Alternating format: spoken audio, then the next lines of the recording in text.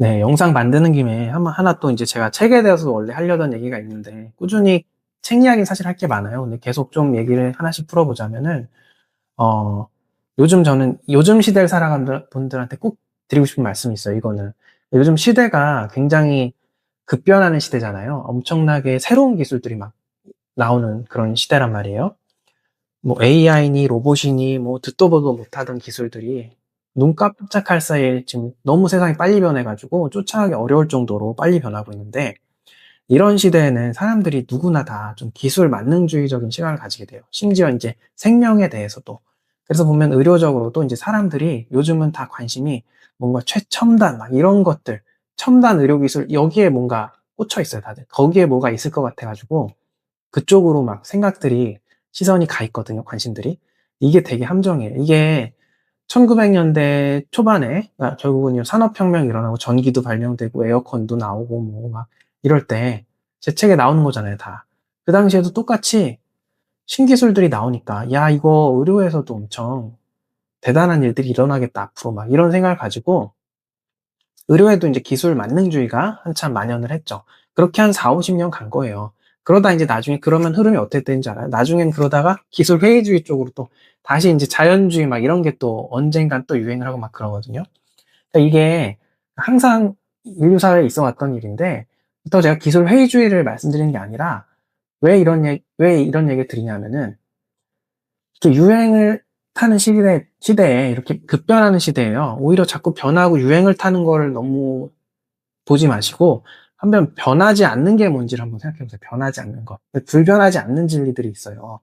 그것들이 사실은 지금은 오히려 더 신경을 쓰셔야 되는 것들이 많거든요. 그래서 저는, 사람들 보면서 재밌다. 요즘 다들 이제 기본도 안 지키면서 신기술에 너무 막 그게 가 있는 걸 보면은 참 그래요. 이게 결국은 천년이 지나든 만년이 지나든 변하지 않는 사실이, 그냥 나무는 토양이 필요하고 햇빛이 필요하고 물도 줘야 되고 온도 습도도 필요하고 뭐 이런 거잖아요.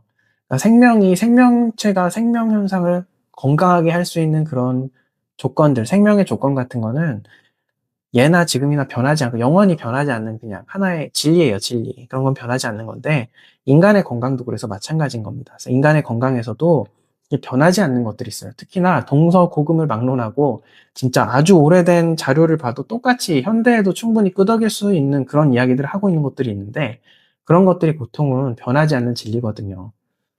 의료에서도 변하지 않는 진리가 있고, 그런 것들을 한번 지켜보세요. 그러니까 뭐가 변하지 않는 진리인가? 거기서 오히려 더 건강에 대한 큰 힌트가 있지, 지금 변하고 있는 시대에 뭔가 기술에 안에서 뭔가 큰일이 일어날 것 같으니까 최첨단의 막 눈과 귀가 가시죠? 거기에는 굉장히 많은 함정이 있을 겁니다. 그래서 시각을, 변하지 않는 게 무엇인지, 변하지 않는 진리를 붙드시라고 한번 말씀을 드리고 싶고요. 요즘 시대에 특히 좀 그런 것 같아요, 사람들이. 예. 그렇다고 뭐 미래 의료가 회의적이다 막 이런 얘기 드리는 건 아닌데, 그래도 아무리 기술이 나와도 생명의 원리는 변하지 않습니다. 예, 자연의 원리는 변하지 않기 때문에 그런 것들을 놓치진 마세요. 예. 그리고 한 가지 또 이제 제 책에서 명확하게 말씀드리고 있는 건 결국 그거예요. 그러니까 이거를 제가 의료 비판을 하려고 쓴 게 절대 아니에요. 근데 그냥 인간 사회가 어쩔 수 없는 거예요, 그거는. 우리가 살고 있는 사회가 지금 자본주의 사회고 산업 사회이기 때문에 이거를 어떤 이상적인 시각을 보지 마시고요. 근데 제가 말했잖아요. 근데 내가 환자일 때, 내가 나를 고치려면 이런 것들을 알고 있어야 되니까요. 그러니까 제가 자신을 고칠 때 이런 시각이 필요하기 때문에 말씀드리는 거예요. 이게 어떤 의료를 비판하려고 쓴 게 아닙니다. 어쨌든 의료의 방향성이라는 게 명확해요. 의료가 산업으로서 가진 방향성이에요. 의료가 산업화됐잖아요. 100년 사이에 여태까지 인류 역사상 한 번도 산업화된 적이 없는 의료가 산업화되면서 거기서부터 지금 모든 문제가 생기고 있고, 그러니까 이제 산업화된 이후로 약간 이상적인 것을 기대하기는 이미 어려운 거예요. 의료는 산업이기 때문에 하나의 산업이지 이게 그냥 뭐 봉사하는 그런 게 아니에요. 물론 개개인 의료인들은 봉사심을 가지고 하는 분들도 되게 많지만 산업 자체로서의 의료는 그렇지 않단 말이에요. 그러다 보니까 어쨌든 의료의 방향성 명확한 게 제 책에도 자세히 언급돼 있죠. 예, 한번 꼭 보세요. 그러니까 이런 것들을 모르겠으면은, 아니, 논쟁을 하고 싶으시면 한번 보세요. 그리고 너무 당연한 이야기예요. 산업이니까. 산업은 소비자가 계속 있어야 되기 때문에 의료 산업은 계속 확장하는 산업이에요. 소비자도 늘어나고 그러니까 환자가 한마디로 늘어나는 그런 확장성을 가진 산업 구조를 가지고 방향을 틀고 있다. 그러니까 의료 기술이 엄청나게 발달해가지고 인간이 막 질병으로부터 완전 해방되고 이런 건 아니고 혹시나 질병 문제가 많이 개선되더라도 아마 굉장히 상당히 의료 의존적으로 평생 뭔가 의료 소비를 뭔가 구독 경제처럼 의료 소비를 평생 하면서 막 지내야지만 건강이 유지가 되고 막 굉장히 의료 의존적으로 질병을 정복하는 기술이 발달할 수 있을지 몰라도 그냥 진짜로 그 개개인이 이상적인 상태로 건강하게 살도록 의료 구조가 방향성을 가지고 가기는 쉽지 않은 게 현재 의료의 그런 산업화된 의료의 모순점입니다. 그러니까 이 방향성은 결국은 변하지 않을 거예요. 의료가 산업인 이상은. 물론 의료 외에서 다른 정부 정책이나 어떤 다른 이유로 인해서 뭔가 변할 수 있어요. 새로운 산업이 등장하거나. 그렇지만 현재 의료 자체는 그런 방향성을 가지고 있는 산업 구조다.